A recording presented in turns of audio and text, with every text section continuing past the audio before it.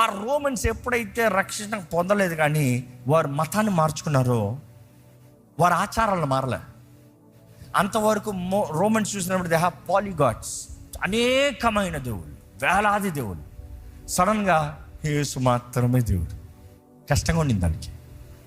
రోమన్స్కి ఆంట పండగ, ఊంట పండగ, 1000 దేవుళ్ళు. ఎన్ని పండగలు ఉంటాయి?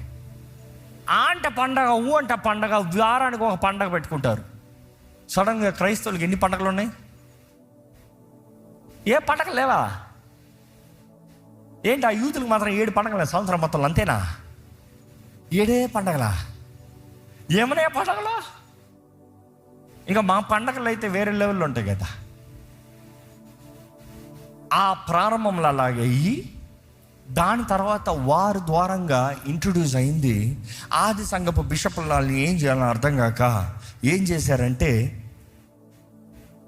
ఇదిగో క్రిస్మస్ 25వ తారీఖున, డిసెంబర్ 25వ తారీఖున మీరు ఆ బిడ్డని జ్ఞాపకం చేసుకుంటారు కదా, ఆ పేర్లు వద్దులే, దాని బదులుగా యేసుని బిడ్డని జ్ఞాపకం చేసుకుందాం, యేసు పుట్టకని జ్ఞాపకం చేసుకుందాం. Let's remember the birth of Jesus Christ. They just replace that baby with Jesus, అంతే.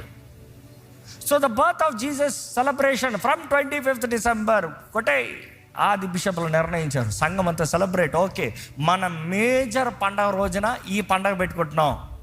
ఎందుకంటే అంతవరకు పండగలు లేవు, సడన్గా కొత్త పండగలు స్టార్ట్ అయ్యి. ఈస్టర్, ఇస్తారా మెయిన్ పండగ. అక్కడ ఏం చేశారు తెలుసా? దాన్ని అట్లా మార్చేశారు. క్రీస్తు పునరుద్ధానాన్ని జ్ఞాపకం చేసుకుందాం, but we will still call it Easter. Okay, అందుకని we keep saying resurrection Sunday అని పిలుస్తాం. But then they just change the same thing పండుగలు. సో ఇక రోమన్స్ దాంట్లో ఏమైందంటే, వారికి రక్షణ లేక ఆచారం వచ్చి మనుషులకి మతం మాత్రం మార్చుకుని డెప్త్ లేక ఆర్భాటాలు, ఆచారాలు ఎక్కువ ఉన్నాయి, కానీ స్టఫ్ లేదు, ఆత్మ లేడు, ఆత్మకార్యాలు లేవు, అలవాట్లు అయిపోయి.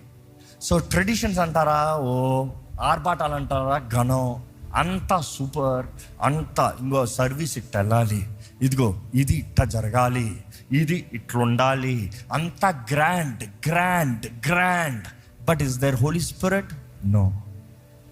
అదే దేవుడు అంటున్నాడు, మీరు బ్రతికి ఉన్నారని పేరు కానీ మీరు చచ్చినవారు. నా ఆత్మ లేకపోతే మీరు చచ్చినవారు, పరిశుద్ధాత్ముడు లేకపోతే చచ్చినవారండి లెక్క.